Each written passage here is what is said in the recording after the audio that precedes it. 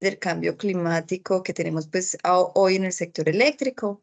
Antes de esto, pues les damos la bienvenida a todos, el agradecimiento de participar en esos espacios y de sacar un ratico de su tiempo para asistir en esas actividades que hacemos desde esta comunidad.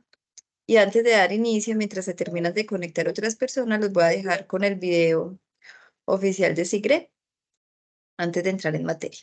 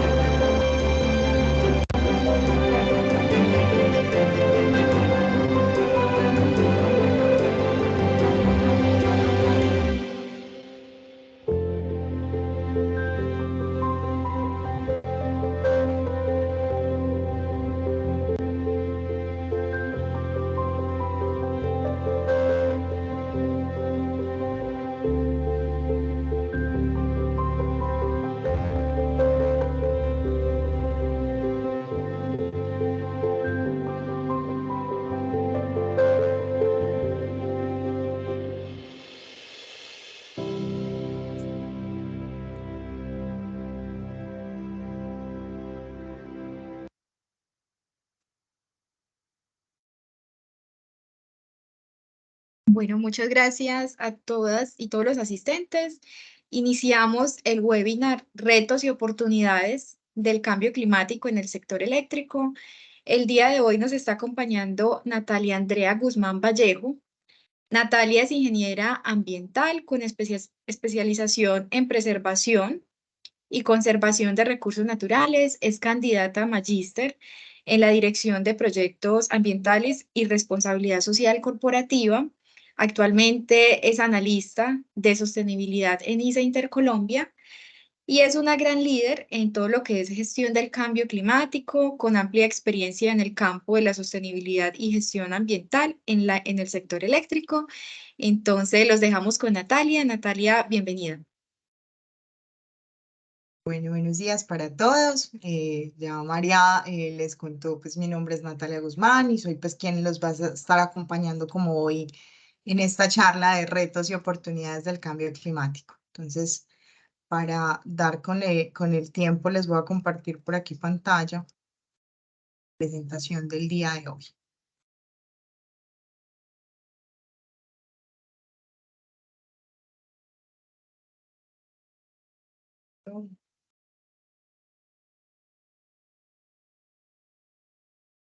Bueno, entonces yo creo que para empezar vamos a arrancar un poquito como con temas muy generales de por qué llevamos y por qué llegamos como a esta temática. Principalmente uno de los grandes como hallazgos del informe del Foro Económico Mundial en temas de riesgos globales situamos a los riesgos climáticos como el foco central de esta percepción de riesgos globales durante esta primera década. Es uno de los mayores riesgos como tal para la economía global, ¿cierto? Hablamos en un corto plazo, a 2 años, hablamos de desastres naturales y eventos climáticos extremos, hablamos del fracaso de la mitigación del cambio climático, daños medioambientales a gran escala.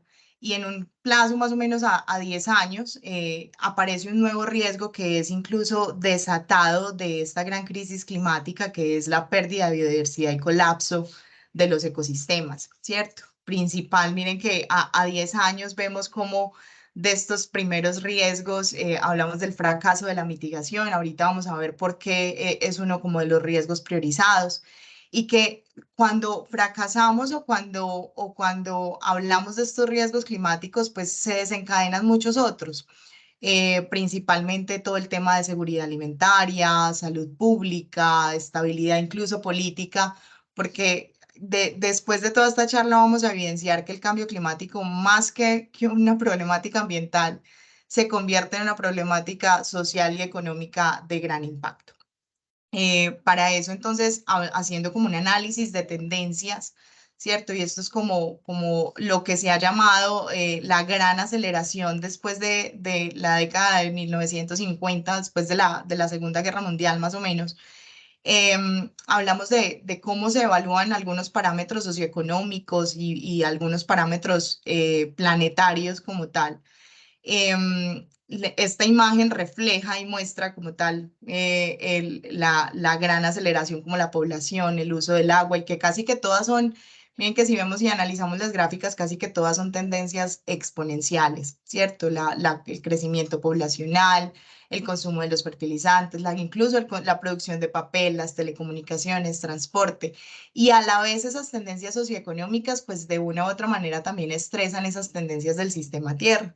Entonces hablamos de un incremento de la concentración de dióxido de carbono, un incremento de la concentración de oxígeno, ¿cierto? De óxido de nitrógeno, de metano, de ozono, y entre otras variables, pues como climáticas, y dentro de esos, pues esos incrementos exponenciales como tal, que a la larga se traducen como ya habíamos visto, en inundaciones, en pérdida de biodiversidad, entre otros. Entonces, todas estas presiones y estos contextos nos llevan a más o menos en el Centro de Resiliencia de Estocolmo en 2019 desarrolló este concepto que a mí me gusta mucho, y son los límites planetarios.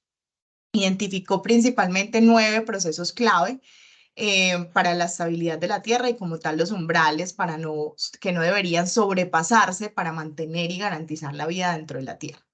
Entonces, desde esa creación en 2019, pues está trabajando para poder entenderlos mejor y sobre todo cuantificarlos, porque hay algunos incluso sobre todavía los cuales no tenemos dato, pero que sabemos que incluso podemos ya también estar en umbrales significativos. Entonces, dentro de estos, la noticia aquí es que no son muy buenas, y es que de los 9 límites planetarios, a hoy, como seres humanos, ya hemos sobrepasado 7 de estos 9 límites planetarios. Dentro de los principales se encuentran el tema de los cambios en el agua dulce, ¿cierto? Hablamos del cambio climático, que es en nuestro foco el día de hoy, pero también de la integridad de la biosfera, hablando de un poco de diversidad genética, de la pérdida de biodiversidad, de los nuevos contaminantes, ¿cierto? Cuando no solamente relacionamos el cambio climático, sino también un tema de forzamiento en términos de contaminantes en el planeta, de los ciclos bioquímicos del nitrógeno y fósforo, que son esenciales para la agricultura en nuestro planeta. Entonces, muchos de ellos ya están siendo superados, y eso nos lleva a esta otro, lo que los científicos llaman una situación de overshoot, donde digamos que el sobrepasamiento, de tal manera que aquí señalamos algunos países. Colombia está por aquí, donde vemos que está en una de las situaciones incluso pues favorables, porque estamos largo en el tiempo. Aquí están, si vemos la gráfica y la analizamos, está desde enero a diciembre.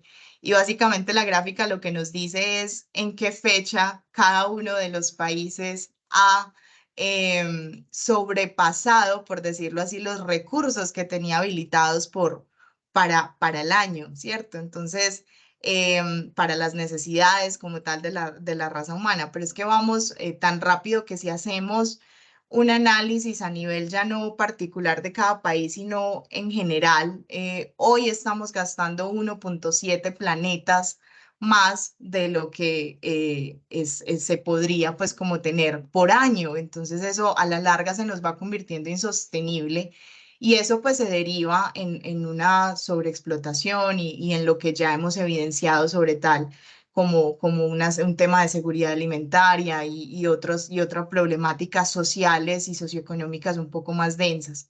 Para Colombia está proyectado que más o menos el 8 de noviembre de este año agotaríamos los recursos que tendremos disponibles por año. El año pasado fue incluso más desgarrador, lo agotamos más o menos en 2022, fue más o menos a mediados de junio donde agotamos los recursos del año. Entonces, para este año estamos en una situación favorable, pero pues que igual son muy alarmantes, pues como las datas.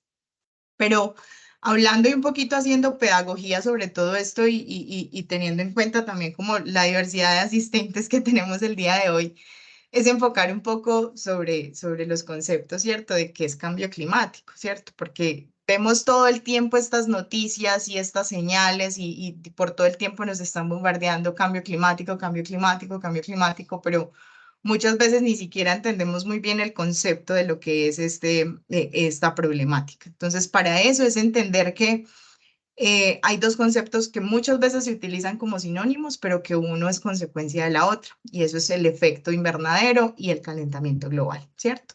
Cuando hablamos de efecto invernadero, es un proceso completamente natural, incluso es necesario para garantizar la vida en la Tierra o las condiciones de vida en la Tierra.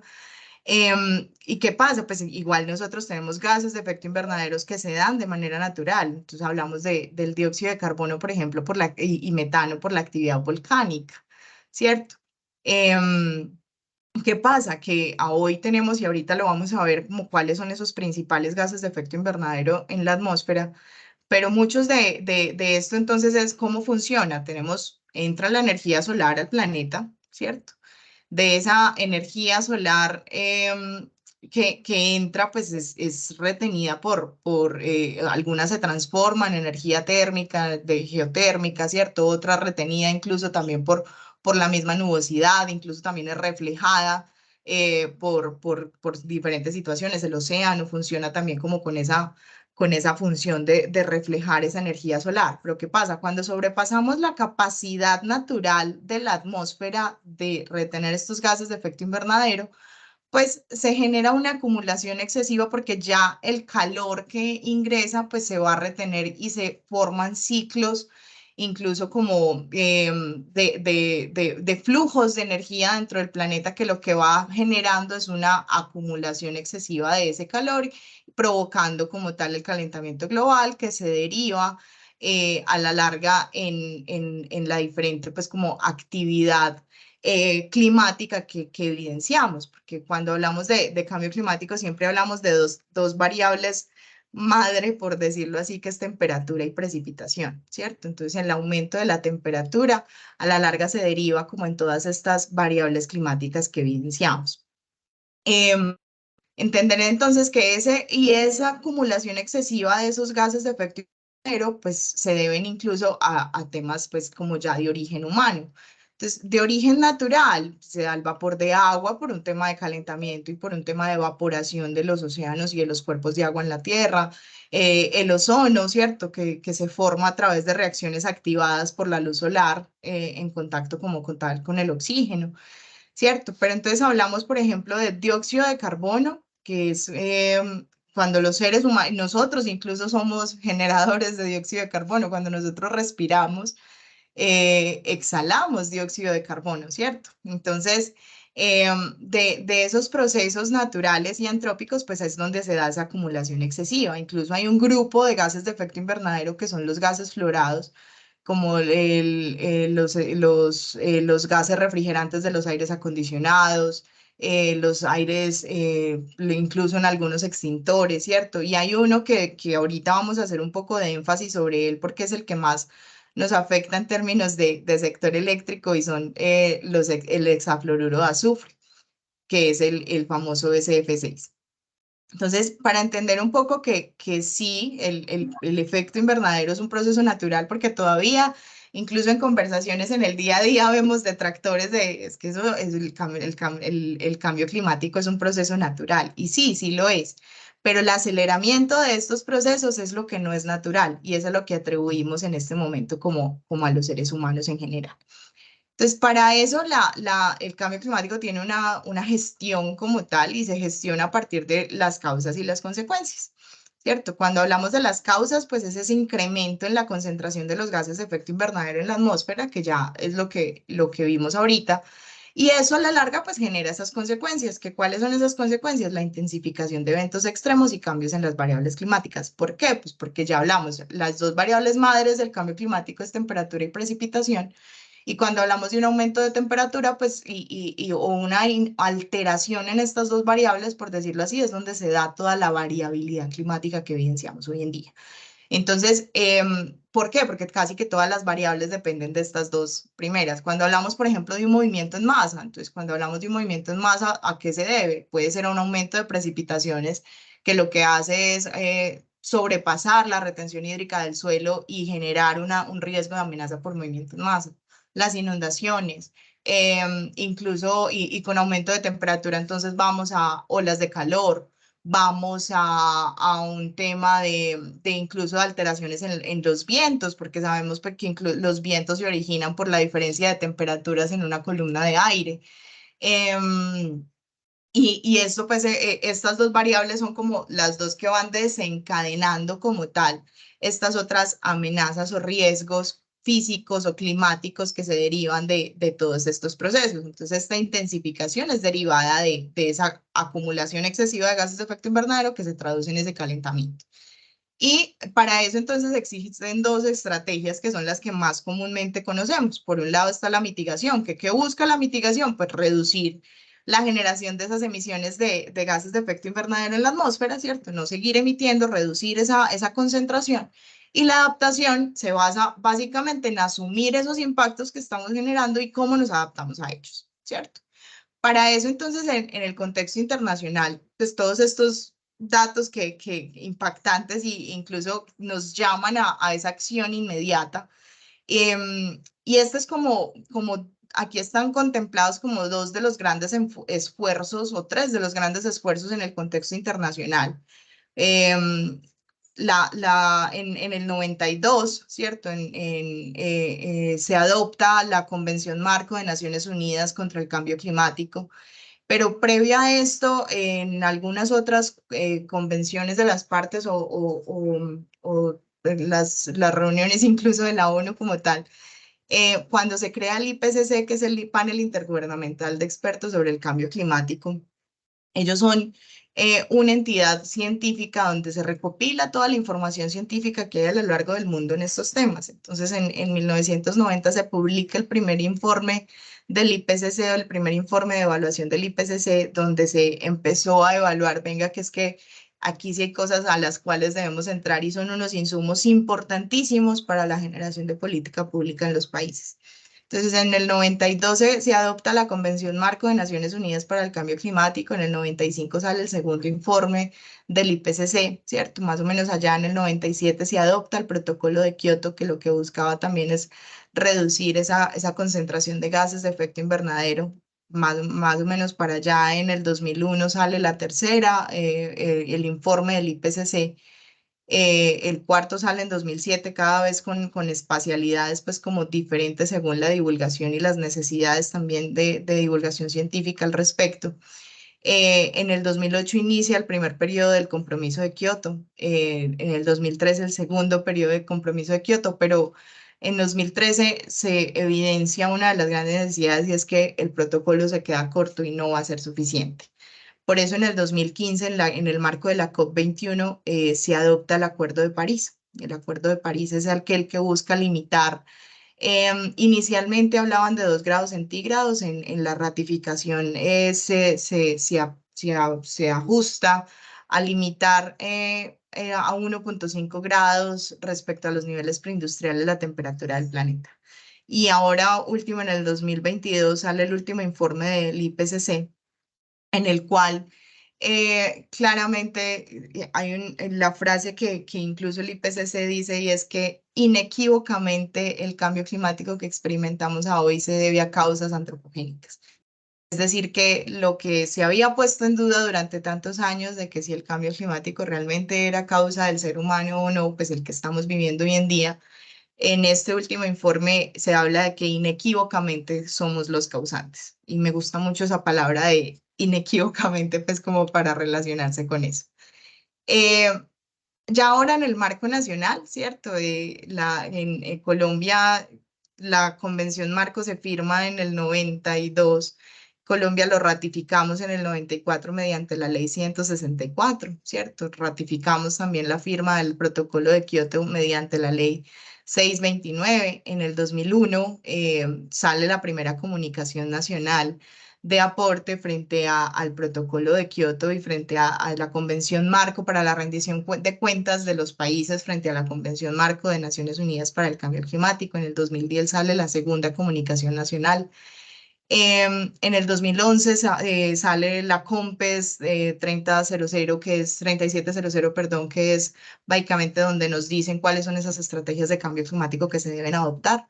Y se crea el Fondo de Adaptación, luego pues, de varios escenarios que vivió Colombia en ese momento frente a los fenómenos del niño y la niña en años anteriores. En el 2012 sale el Plan Nacional de Adaptación al Cambio Climático y empieza pues como los primeros frutos de la Estrategia Colombiana de Desarrollo Bajo en Carbono.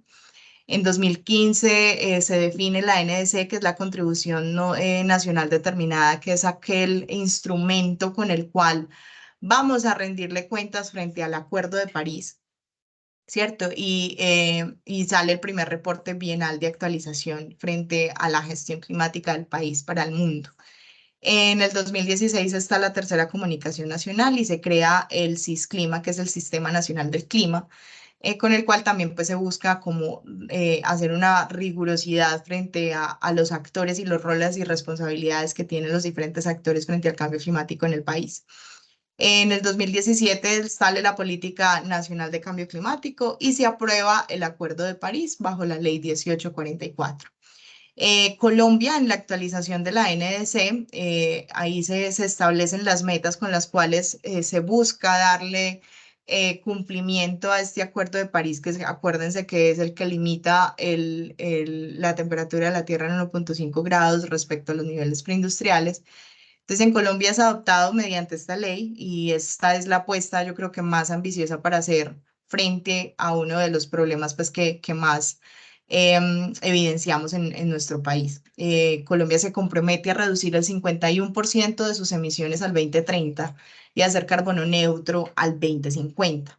Además de tener indicadores también muy importantes como la reducción de la tasa de deforestación casi que a cero también al 2050, entre otras cosas, ¿cierto? Entonces, esos son objetivos muy, muy ambiciosos de la organización, pues de la organización, no, del país frente al cumplimiento del Acuerdo de París. Y si bien a hoy también pues, se consideran bajo diferentes enfoques, se consideran insuficientes frente al logro de los objetivos. Para eso, entonces, hablar un poquito como de las emisiones nacionales por sectores. Esto hace parte del inventario de gases de efecto invernadero nacional, que se comunicó en el tercer informe, en la tercera comunicación a la Convención Marco, ¿cierto? Para eso vemos el que mayor emisiones genera o el que mayor carga de emisiones genera es el sector de las tierras forestales, todo lo que son la tasa de deforestación es lo que más genera pues como emisiones, hablando de 79.2 megatoneladas de CO2 equivalente. Hablamos también de que el segundo lugar lo ocupan las actividades agropecuarias y en tercer lugar estamos el sector eléctrico, que es el que nos trae el día aquí de hoy, ¿cierto? Que son todas las industrias de minas y energía, todo el sector minero energético aporta en 32.3 megatoneladas de CO2 equivalente, siendo la tercera fuente de emisión más grande del país. Ya por debajo de este está el sector transporte, que sabemos que tiene una alta dependencia también incluso del sector minero energético, las industrias manufactureras, las actividades de saneamiento, entre otros.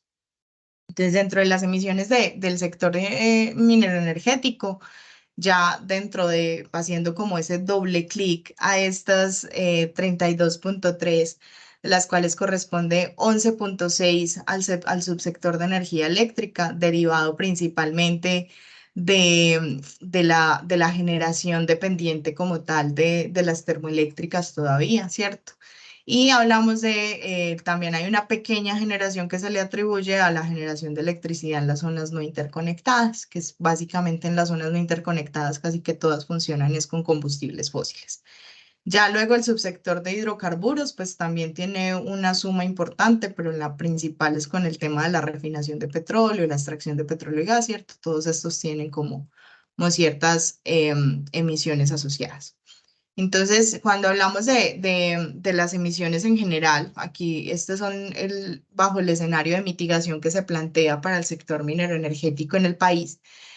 Hablamos de que hay unas emisiones, pues estas, la proyección de emisiones respecto al sistema actual que tenemos, ¿cierto? Y cómo se comportaría esas emisiones y cómo se haría bajo los escenarios de mitigación. Entonces, bajo los escenarios de mitigación hablamos entonces un total pues como de reducción en general.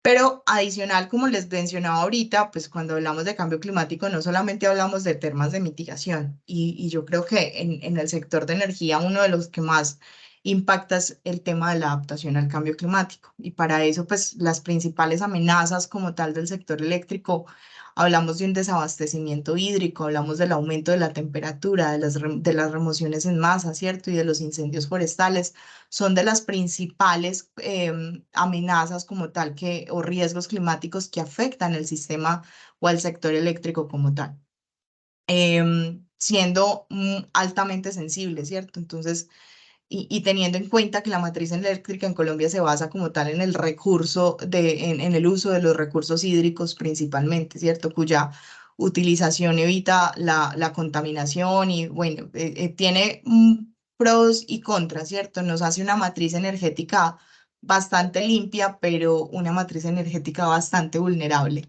ante los efectos del cambio climático. Entonces aquí como para ya enfocar un poco los temas y es la importancia eléctrico en una economía descarbonizada y es a lo que nos lleva en general como la organización, el contexto global, perdón. En todos los escenarios climáticos, ¿cierto? Que están en términos del Acuerdo de París, que es el limitar el 1.5, la participación de la electricidad en el consumo de energía final, pues tiene unas proyecciones de crecimiento aún más. Y es de pronto cambiar un poco el chip de migrar de la dependencia en términos de hidrocarburos y combustibles fósiles y migrar a una dependencia más en términos de energía eléctrica de fuentes limpias. Entonces, cada vez el aumento de la dependencia de los consumos de energía eléctrica crecen. Y si hablamos entonces de cómo se debe migrar en términos de las emisiones, ¿cierto? Las emisiones del sector se pueden reducir entre un 70 y un 92 entre el 2020 al 2035, ¿cierto? Acercándose a cero más o menos allá al 2045, que es a lo que debemos llevar, y es migrar esa matriz energética a fuentes pues como limpias o de factor de emisión ceros. Para eso entonces, y hablando ya un poco como tal de cuáles son esos retos y cómo se abordan desde incluso el mismo gobierno, y es que el Ministerio de Minas y Energía, ¿cierto? Es el primer ministerio en Colombia en plasmar uno de los acuerdos que se crea con el CISCLIMA y con la Ley de Cambio Climático en Colombia, y es el tener planes integrales de gestión de cambio climático por sector. Entonces, esto fue aprobado e implementado bajo resoluciones, ¿cierto? Mediante este instrumento de planificación, lo que busca es que el sector como tal se comprometa a una reducción en 11.2 millones de toneladas. Ese es el aporte del sector minero energético al cumplimiento de los objetivos de país, que como ya vimos era la reducción del 51% de sus emisiones al 2030 y ser carbono neutro al 2050. Entonces, para eso, en esa reducción de 11.2 millones de toneladas, pues se tienen diferentes, aportaría más o menos al 17% de la meta nacional, ¿cierto? Este PICME está construido en 3 grandes bloques que aborda las diferentes problemáticas que tiene todo el sector minero energético en general. Entonces, cuando hablamos de mitigación, básicamente los enfoques o los retos que tiene el sector es en términos de eficiencia energética, en generación de energía, en gestión activa de la demanda, en todo el tema de emisiones fugitivas y en sustitución energética. Miren que el PICME está construido para dar respuesta a cuáles son esos principales retos del todo el sector. Entonces, cuando hablamos en generación de energías, en entonces lo que ya estábamos mencionando de migrar un poco esa matriz de generación a fuentes un poco más limpias. En gestión activa de la demanda es cómo nosotros podemos atender al crecimiento poblacional a largo plazo, y ahí es donde entra en acuerdos con todo el tema del plan de expansión y todos estos requerimientos energéticos que tiene como el país. Emisiones fugitivas es uno de los grandes rasgos que tiene, sobre todo principalmente en el sector de hidrocarburos, por todo lo que esas emisiones que se dan pues a lo largo de sus oleoductos, gasoductos, etcétera, pero que en el sector eléctrico particularmente tenemos un tema de emisiones fugitivas que era con el gas que les mencionaba ahora, que era el hexafluoruro de azufre. Ese es un gas que es aislante del arco eléctrico para que lo tengamos como todos presentes. Es un gas que utilizan algunos equipos principalmente en alta tensión. En media y baja tensión, hoy en día ya se encuentran sustitutos de este gas, pero en alta tensión todavía tenemos una alta dependencia de uso de este gas, básicamente en diferentes equipos, principalmente en interruptores y en lo que denominamos nosotros subestaciones como encapsuladas o subestaciones GIS. Y este es un gas que de manera pues natural, por temas de las juntas, por los tornillitos, por diferentes razones mecánicas, pues cierto, que pueden existir fugas por fallas de mantenimiento, etcétera, pueden existir fugas.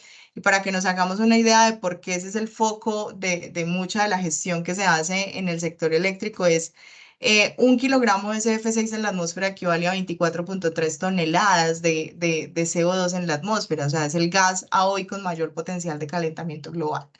Entonces, por eso en emisiones fugitivas es grande los focos que se tiene sobre este, principalmente en el sector eléctrico y un tema pues de sustitución energética.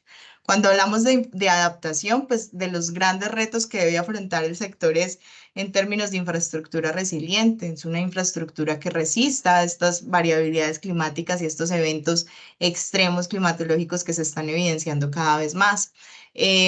A una planificación de corto y largo plazo, ¿cierto? Yo cómo tomo decisiones pensando en escenarios de cambio climático a futuro, toda la gestión del entorno y cómo podemos también empezar a soñarnos y sobre todo en el sector eléctrico que tiene que tanto manejo también con las áreas de influencia de los diferentes proyectos y es cómo empezamos a desarrollar medidas de adaptación con soluciones basadas en la naturaleza, por ejemplo, cuando empezamos ya no con el enfoque neto de la infraestructura, sino que empezamos a leer un poco más el territorio frente al cambio climático, entonces hablamos de una gestión del entorno.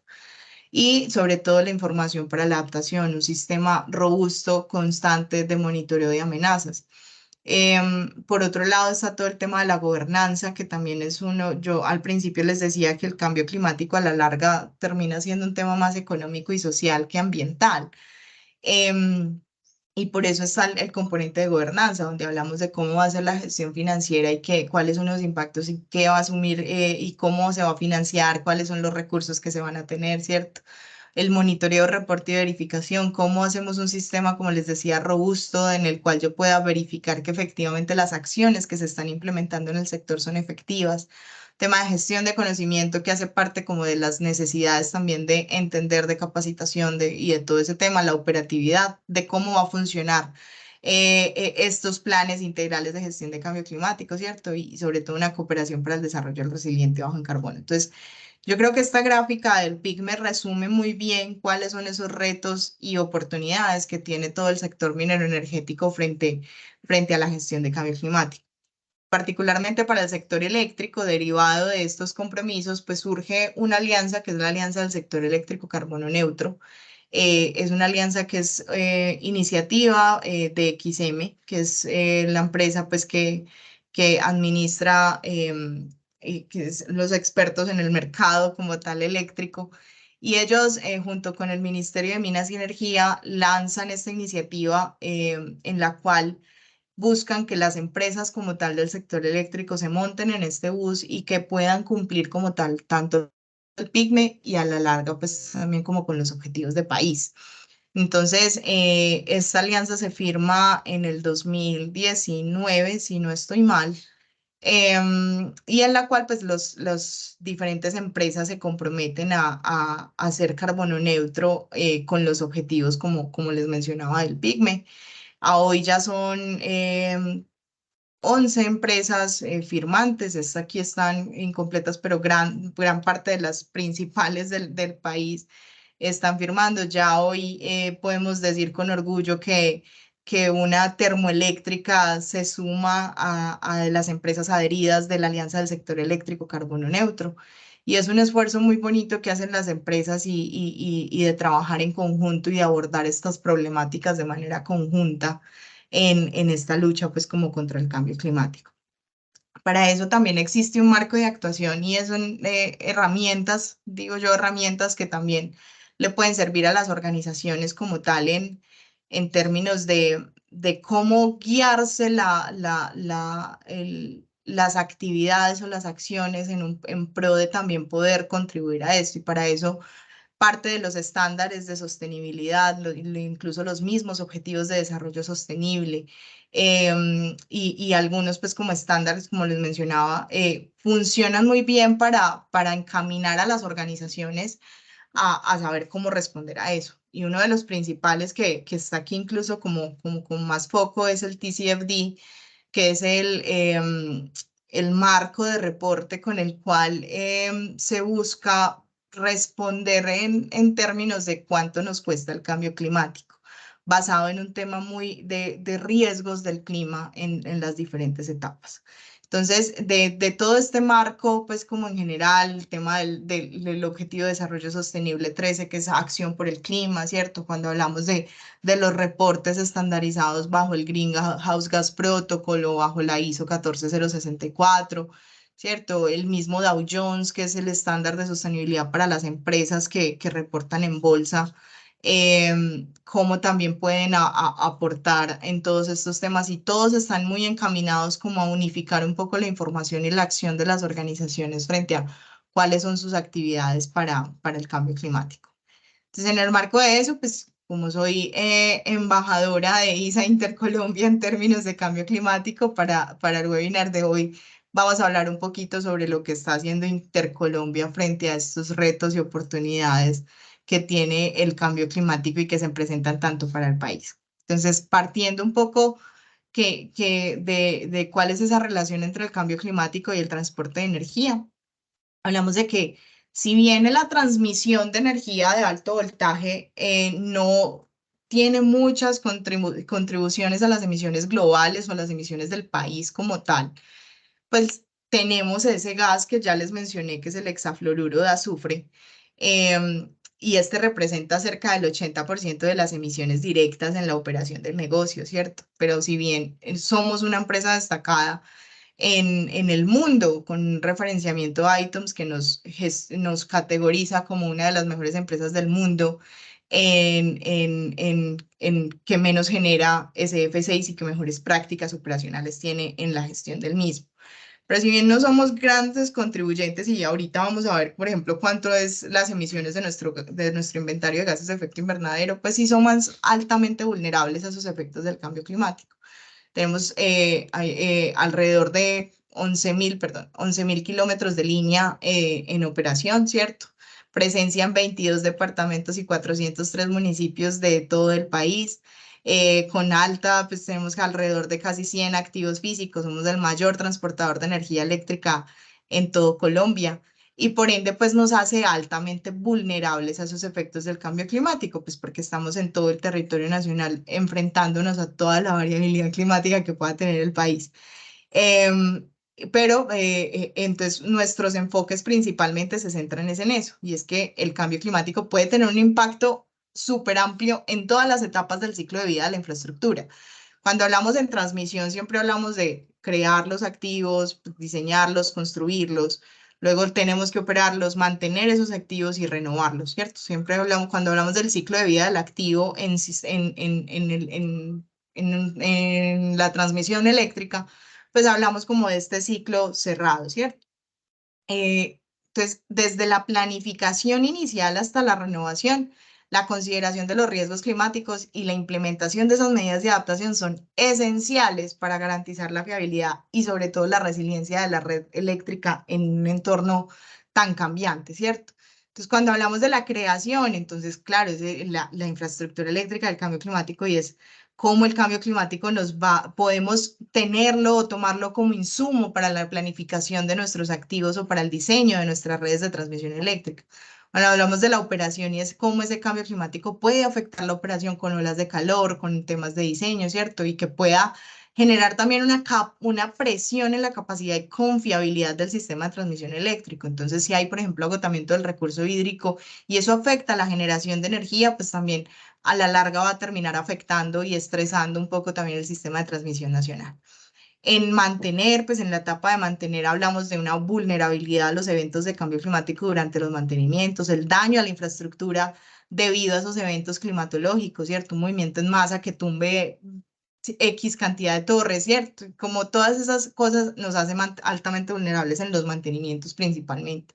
Y en las renovaciones, pues también es cómo el cambio climático se relaciona con estos procesos y es que yo qué activos debo priorizar para renovar y que en esas renovaciones requieran refuerzos, que requieran de estrategias diferentes para adaptarnos a ese cambio climático. Entonces, cuando hablamos de cuáles son esos niveles de riesgo, los principales riesgos o amenazas climáticas que yo creo que en el webinar anterior, en donde hablábamos un poco de cómo era la gestión de riesgos y desastres en las empresas de transmisión de energía que Juliet Plata lo mencionaba, pues hablamos también un poco de amenazas. Y es que muchas de las amenazas identificadas y relacionadas con el cambio climático a la larga se traducen también en riesgos de desastres. Y esos riesgos de desastres pues ya requieren como tal unas atenciones y unos temas pues como diferentes y unas acciones de respuesta más eficientes dentro de la gestión. Entonces, miren cómo vamos conectando un poco todo. Y dentro de esas amenazas principales, pues movimientos en masa es una de las que más afectan. Incendios forestales, un tema de las tormentas eléctricas, ¿cierto? Las inundaciones en un nivel más bajo, pero pueden afectar principalmente a los activos como son las subestaciones. Las olas de calor por un tema de estrés en los cables y eso aumenta a la larga también las pérdidas de transmisión de electricidad y esas pérdidas en la transmisión se traducen a la larga en términos de emisiones de gases de efecto invernadero y eso se va como convergiendo un poco todas estas temáticas en cómo es esa acción. Las olas de calor, las erosiones, la avenida torrencial, pues son como de los principales riesgos identificados para la transmisión como tal. Para eso, pues Intercolombia como tal tiene una estrategia que es, eso lo decía Juliana Suso en estos días, que la sostenibilidad no es parte de la estrategia de ISA, sino que la sostenibilidad es la estrategia de ISA. Entonces, eso me marcó mucho porque con eso hablamos de que la estrategia que es la generación de valor sostenible con tres grandes bloques, que es generar ese valor a acción al accionista, pero hablamos también de crear impacto social y ambiental positivo. Y dentro de eso, pues tenemos unos focos priorizados, el foco de la estrategia climática, alineados principalmente con los gobiernos, con la sociedad, con las empresas. Hablamos de esa contribución proactiva y trascendente a la mitigación de los impactos ambientales. Un tema muy articulado con la gestión integral de la biodiversidad en todo el ciclo de vida de los proyectos y esa contribución al desarrollo socioeconómico en el territorio. Entonces, la estrategia climática de la organización responde muy bien a todos estos focos estratégicos que se les da dando. Pues para eso, este es un gran resumen de cómo es la estrategia climática, por ejemplo, de ISA Intercolombia, que si lo podemos ver, estas son las recomendaciones del marco TCFD, que era el que les mencionaba ahorita, pero si vieron la estructura del PICME, miren que la estrategia de la organización está muy alineada con la estructura del PICME. Entonces hablamos de la estrategia de mitigación, la estrategia de adaptación y el modelo de gobernanza climática para la organización, respondiendo a esos retos del sector. Entonces, cuando hablamos en mitigación, la gestión que tiene la organización desarrollada es un tema de medir, de reducir, de compensar, ¿cierto? Y hablamos de la certificación de carbono neutro, incluso para ir más allá de establecer metas basadas en ciencia o en ese camino o esa senda hacia el net zero, donde ya no se generen estas emisiones. Hablamos de la estrategia de adaptación donde tenemos un análisis y planificación, cómo es ese desarrollo de esa estrategia, la implementación y monitoreo y las trayectorias hacia la resiliencia climática de la infraestructura. Y el modelo de gobernanza climática, pues a partir de más que ese roles y responsabilidades y ese modelo de gobernanza al interior de la organización para la toma de decisiones relacionadas con el cambio climático, tenemos dos iniciativas adicionales, que es la estrategia de apropiación social y la estrategia de financiamiento climático. Entonces, la estrategia de la organización y para que empiecen a conectar un poco es cómo adaptamos entonces esas presiones del entorno, lo que nos está diciendo el entorno, para responderle a esas necesidades de país y que a su vez contribuyamos a una problemática que es global. La estrategia entonces se complementa de esta manera y con eso también pues le damos respuesta a esos marcos de recomendaciones frente al reporte, como es el TCFD, que es que entonces con eso a nivel de los estándares si nos ponemos a comparar dentro de las grandes empresas del mundo en el sector eléctrico, la gran mayoría están sujetas al TCFD y tienen sus reportes, pues la estrategia de nosotros también le da respuesta a este marco. Para eso entonces enfocarnos un poco de el cambio climático, ya vimos, y hablar un poco también del rol de la transición energética, ¿cierto? Que es como uno de los grandes temas de centro en este momento en el país. Y es cómo incluso la transmisión, y hay una frase que utilizamos constantemente y es que sin transmisión no hay transición, y es cómo la transmisión de energía juega un papel fundamental en los procesos de transición energética en el país, de tal manera de cómo conectamos las nuevas generaciones de las fuentes no convencionales de generación de energía, entonces cómo se conectan al sistema de transmisión nacional, cómo se convierten en parte del sistema interconectado nacional. Hablamos de la expansión de la red, ¿cierto? Cómo le damos confiabilidad también al con el plan de expansión a términos de cada vez a suplir un poco esa demanda y esa generación de energía que cada vez va creciendo. Entonces, es importantísimo entender también cómo la transmisión de energía juega un papel fundamental en términos de la transición energética. Para eso, entonces, acá hablando un poquito y ya para como finalizar y dejar un espacito para preguntas, Intercolombia es carbono neutro y esto es más o menos el alcance como tal del inventario de gases de efecto invernadero. Esto es del año 2022. Nuestras emisiones, como les decíamos inicialmente, no somos grandes contribuyentes a las emisiones, en realidad son pequeñas en comparación pues como con otras empresas del sector en general, de las cuales el alcance uno que son todas aquellas emisiones de la operación o relacionadas directamente con la operación, el alcance 2, que es el consumo de energía eléctrica, y el alcance 3, que es todas las emisiones asociadas a la cadena de aprovisionamiento. Este es un reto enorme para las organizaciones hoy en día porque es también como empezamos a hacer encadenamientos con otros sectores productivos o con otros sectores de la economía, y es cómo trabajamos en cadena para hacer una gestión del cambio climático integrada y sostenible. Para eso, entonces, dentro de esos focos de la gestión, que es todo el tema de la conexión del ciclo de vida del activo, tenemos unas iniciativas priorizadas que apalancan como tal el cumplimiento de la estrategia. Entonces, dentro de esas estrategias de reducción de emisiones, pues hablamos de una gestión integral del SF6, que es este gas que ya les he mencionado en varias ocasiones. Tenemos un proceso de sedes y subestaciones verdes con la cual buscamos hacer una gestión integral del agua, de la energía, de los residuos. Hablamos en temas de biodiversidad con unas franjas variables de aprovechamiento forestal y es cómo disminuimos el aprovechamiento forestal en las líneas de transmisión de una manera que involucre criterios técnicos y que involucre pues como otras variables que vuelvan un poco más eficiente el proceso. Hablamos de los portafolios o de los planes de compensación forestal, y es cómo esas emisiones por adicionalidad, no solamente las que atienden a los impactos ambientales derivados del aprovechamiento forestal, sino cómo esos planes de compensación también a la larga están contribuyendo a un tema de fijación de carbono, pues por el crecimiento de las mismas plantaciones. Y un proceso que se llama servidumbres sostenibles, con el cual buscamos hacer empoderamiento de las comunidades bajo las zonas de servidumbre como tal, pero con proyectos productivos o con proyectos de huertos orgánicos o de paisajismo diferentes que a la larga también se contribuyen en un tema de adaptación al cambio climático. Por eso en lo que está dentro de nuestro ciclo de vida del activo, pero tenemos unas iniciativas que contribuyen y ese es el ir más allá de. Y ahí entra, por ejemplo, el programa de Conexión Jaguar, el programa de movilidad sostenible y un tema fuerte, muy grande de transformación cultural, ¿cierto? Que es como lo que apalanca incluso también todo el tema de la asociación a esto. Y frente a la adaptación al cambio climático, pues la organización ha hoy adelantado todo un proceso del análisis de los escenarios climáticos a futuro.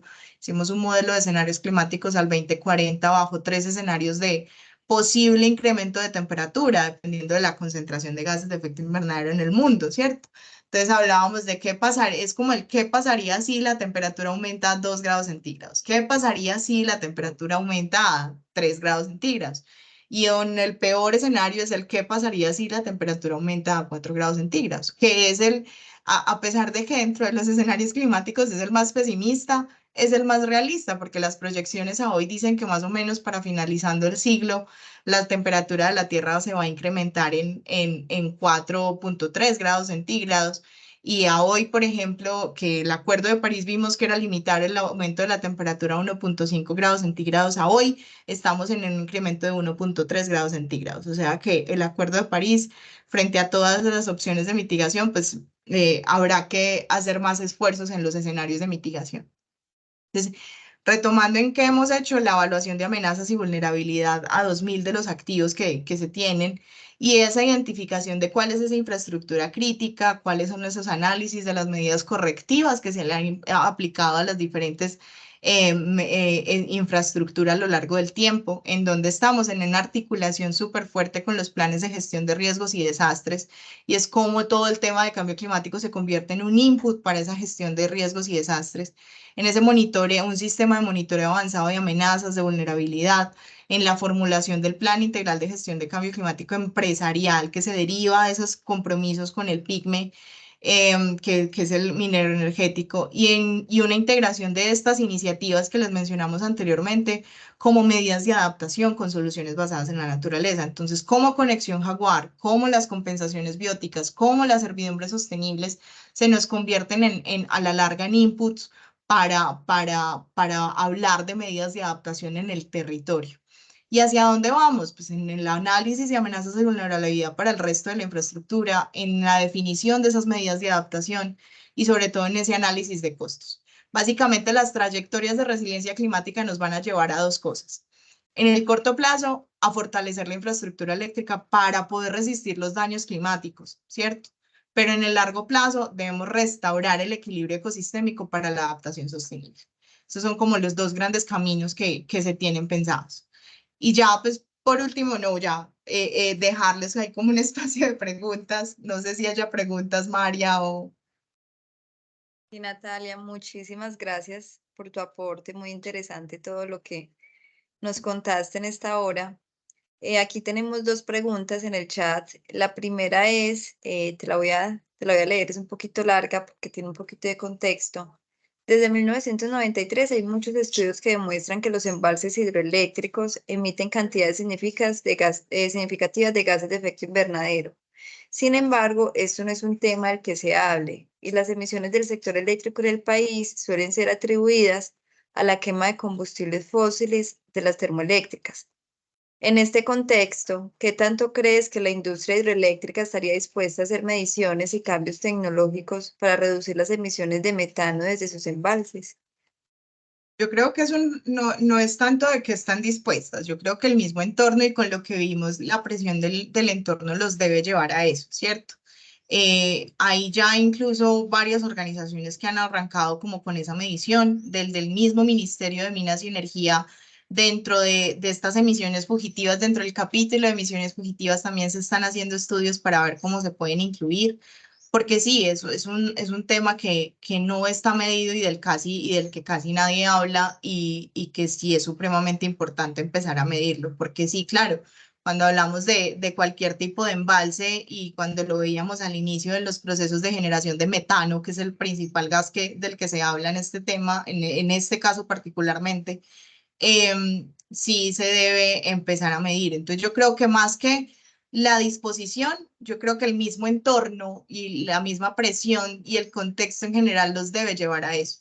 Y dentro de, es un tema que lo hemos discutido dentro de las mesas de la Alianza del Sector Eléctrico Carbono Neutro con las hidroeléctricas que están allí, y también es una necesidad de apoyo de ellos frente a una medición pues segura de estos datos para poder abordarlo. Y cómo mitigarlo, pues ya entraríamos como en otros análisis luego, pues, porque para poder saber cómo mitigo, pues primero necesito tener unos datos medidos.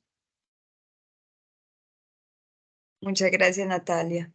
Y otra de las preguntas que tenemos, nos preguntan cuántas emisiones espera reducir ISA Colombia. Intercolombia tiene el objetivo estratégico de reducir 1.3 millones de toneladas de CO2 al planeta. ¿Y por qué hago énfasis en ese apellido de al planeta? Porque no solamente son las reducciones de emisiones operacionales, que ya vimos que no son muchas, sino cómo le podemos contribuir más allá al planeta en general. Entonces ahí entra, dentro de esta meta de reducción del 1.3 millones de toneladas, entra a jugar el programa de Conexión Jaguar, donde en el programa de Conexión Jaguar se busca, a partir de la conservación de ciertos territorios que son corredor natural del jaguar, a partir de procesos de restauración y de conservación, un potencial de fijación de carbono. Y eso pues se traduce en términos de bonos de carbono que se entran pues como en el mercado como tal. Pero entonces el objetivo estratégico de la compañía al 2030 es el reducir 1.3 millones de toneladas de CO2 al planeta, que las buenas noticias es que a hoy ya lo tenemos cumplido. Entonces, en el proceso ustedes saben que Ecopetrol surtió la compra del grupo ISA, entonces están en el proceso de alineación de la estrategia de Intercolombia con la alineación de la estrategia de Ecopetrol, y dentro de esa estrategia, pues la nueva estrategia, pues se harán unas metas un poco más rigurosas, creería yo. Muchas gracias, Natalia. No tenemos más preguntas. No sé, Socorro, si estás por acá, pero muchas gracias, Natalia. Ese es un tema que esperamos pues también seguir complementando con los temas técnicos, porque básicamente pues estamos, creo que todos los focos de la transición energética tienen un objetivo muy grande que es este, ¿cierto? Entonces vamos a continuar trayendo mucho de esos temas que hoy son tendencia y sobre todo no tendencia, sino necesidades ya con el planeta, pues que tenemos que empezar a tomar acción y de forma muy ágil. Muchas gracias, Natalia. No, a Y ustedes muchas por la gracias a ustedes por su invitación, asistencia. Aquí les dejo a Nata, Soco, que les va a gracias. contar algo. Tengo por acá unos problemitas técnicos, pero estoy desde el celular. Bueno, Nata, mil gracias por este webinar tan bacano y actual que nos hiciste. Me gustó muchísimo y aprendí un montón de cosas que a pesar que estoy en el sector eléctrico, en un tema tan técnico, a veces uno no llega hasta esa profundidad. Entonces, muchas gracias por eso. A todos los asistentes también muchas gracias. Y finalmente, queremos invitarlos al próximo webinar por aquí, por el chat. Les estamos pegando la pieza. Es sobre máquinas eléctricas rotativas. Es un webinar que es programado por Sigre Colombia. Ya les vamos a pegar el link de inscripción. Va a estar también muy bueno. Hay expositores internacionales, nacionales, para que también quienes estén interesados lo roten y se unan. Entonces, bueno, no siendo más, muchas gracias y un feliz día para todos. Chao. Que esté muy bien, hasta luego.